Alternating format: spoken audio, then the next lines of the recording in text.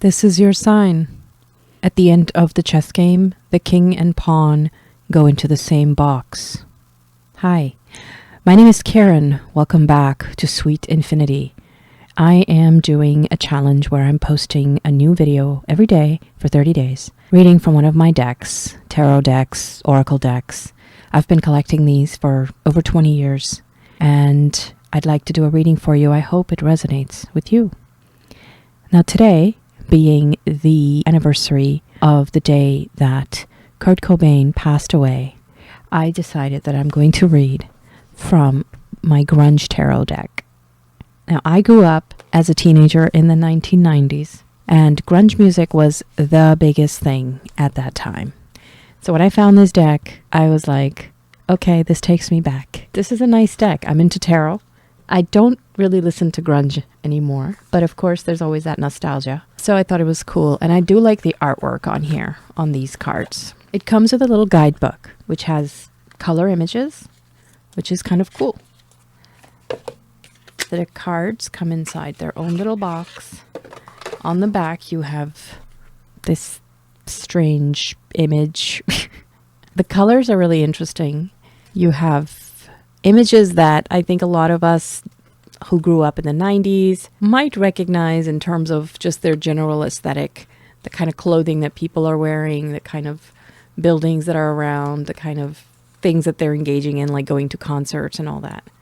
That's the kind of stuff, yeah, we all kind of grew up with, at least seeing images of that on MTV or whatever. So I'm going to shuffle these and we shall get started. I hope that you are able to subscribe to this channel if you haven't already. And I would love it if you would vote or like or thumbs up this video.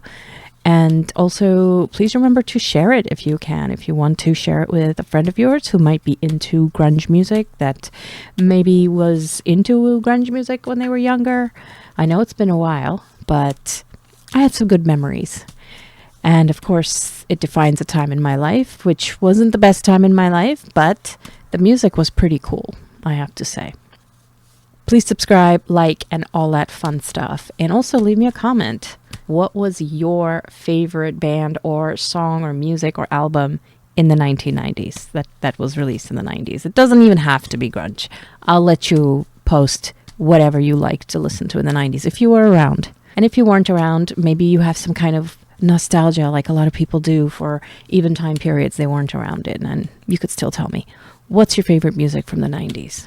All right, so let's pick some cards and see what we come up with. I'm going to read from the book as well and then do my own interpretation. Okay, so we have the Page of Swords. So you see the hair and the long sleeve shirt inside of the short sleeve shirt. That was very I still wear that sometimes, but that was definitely a thing that we kind of invented in the 90s. Then we have the Five of Swords. A lot of swords coming up, which is interesting. Swords are the air element. They tend to be quite a tumultuous suit. A lot of anger and trauma and conflict, which makes sense, especially when it comes to grunge music and the 90s. Then we have Judgment, the Judgment card. And yes, I will be reading from the booklet, and it does mention some of the songs that are referenced in some of this imagery. And then we have the Magician card and the Seven of Wands. So let's read about each card and see what we come up with. First up, Page of Swords. The lyrics of Today by the Smashing Pumpkins adapt perfectly to the protagonist of the Page of Swords. An energetic, restless girl who rebels against impositions. She has run to the top of the hill, leaving the city behind, so that she can breathe, releasing the part of herself that feels constrained by everyday environments. Today is the day she will plunge headlong into the world, and only she will decide how to recount who she is. The Page of Swords has the gift of eloquence and knows how to weave stories, at times over-embellishing them. She is a curious creature, hungry for everything, and risks reacting crossly and sarcastically to the rules. Oh, I can relate to that.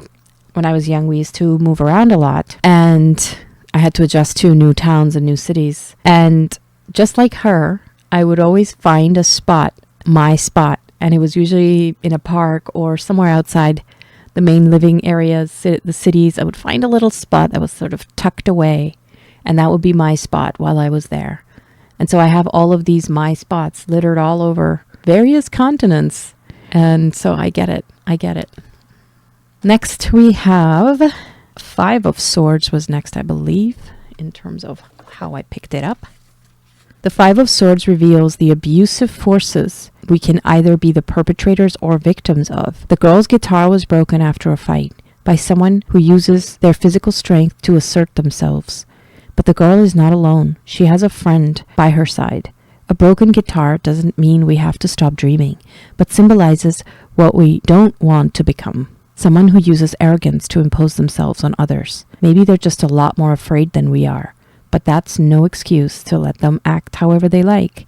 The Five of Swords questions us about the meaning of defeat and defense. We are called to take part. So this feels to me like a card about domestic violence in this deck. This is a card in other tarot decks. It's usually about conflict or competition, rivalry. And in this case, the way that it's set up, the artwork, very much has to do with domestic abuse of some kind. There's a fight going on. There may be some drinking or other substances involved, I'm guessing.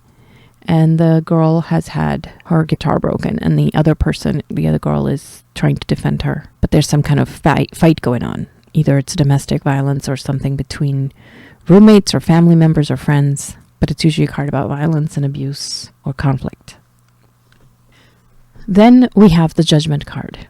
Two friends on a beach celebrate the beauty of art. The beam of light from the lighthouse illuminates the song, which is for everyone wherever they are.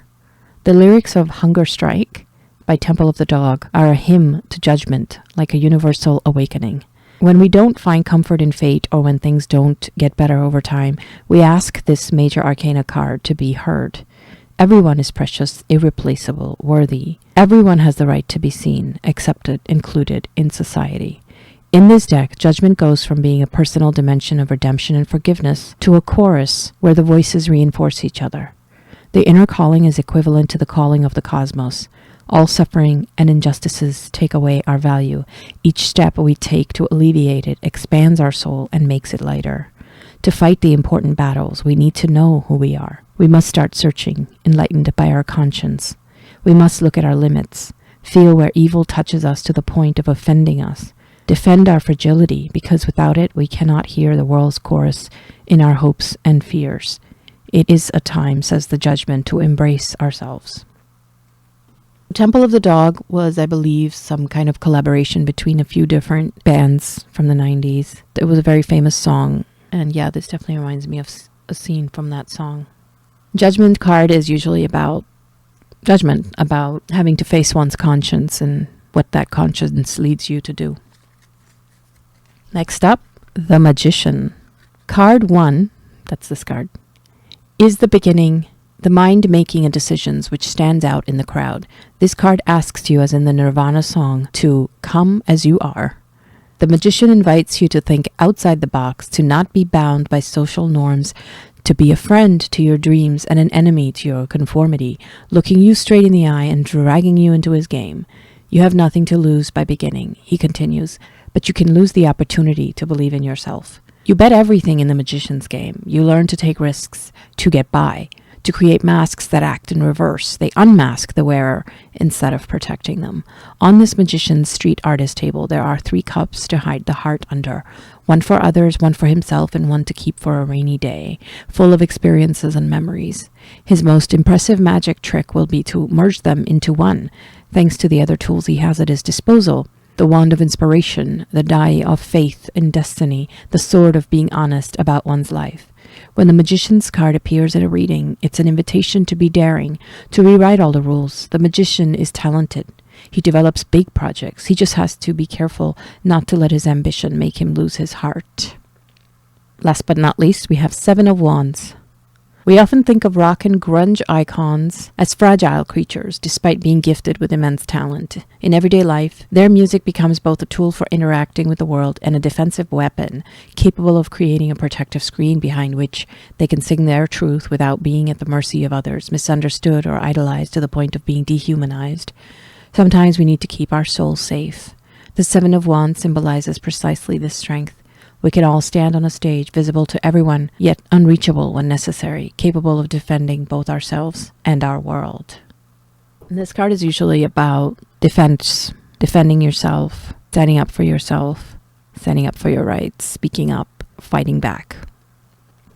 Let's do a story, an interpretation with all of these cards and see how we can think of them. We've got Page of Swords, Five of Swords, Judgment, the Magician, Seven of Wands. I am seeing a story here that has to do with her as the protagonist. This is a person, maybe it's you, maybe it's someone you know, who escaped a pretty abusive environment. I think that's the same person. I think this is her. She found a way to get away from that environment, which was obviously abusive and toxic for her. She found some friends to play some music with. They were open to her side of the story, and she found solace in that. She finally found a place where she could be herself.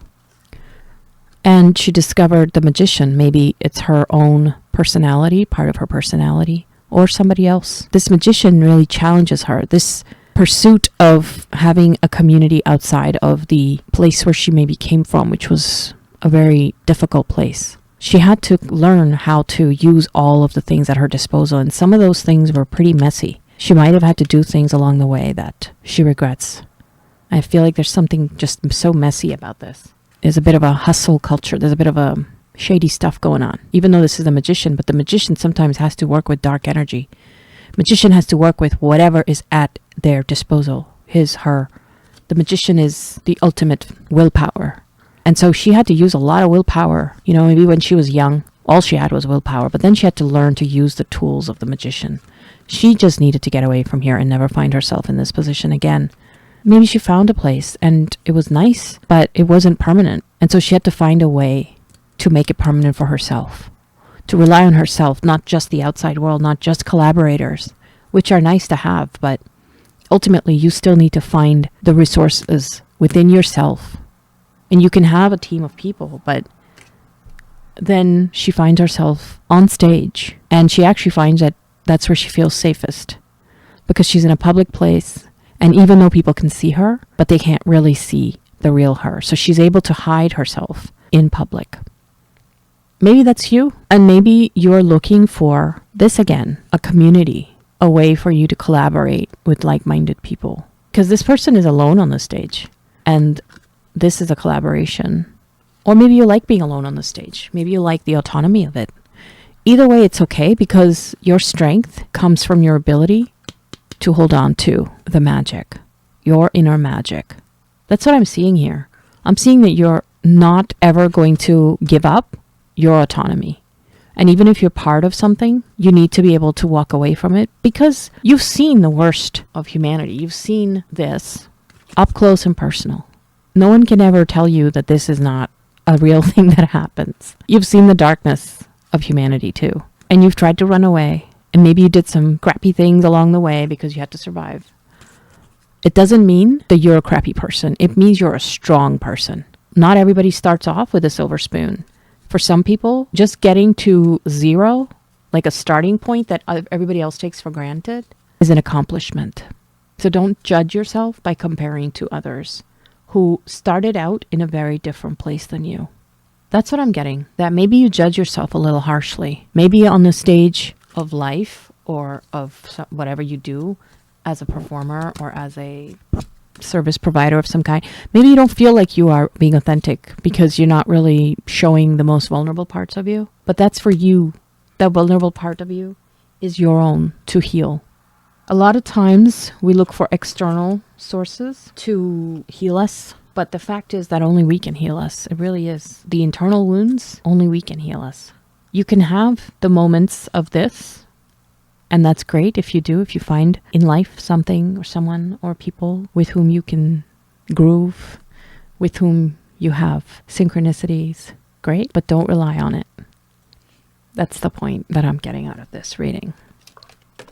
If you are interested in purchasing this deck, I am leaving some links here at the description down below, and they're going to have affiliate links for Canada, US, and UK. I would appreciate it if you could purchase through those links. It won't cost you anything extra. It'll just give me a small percentage of whatever you spend at Amazon. I'd appreciate that, and I'd appreciate any likes and shares that you can provide.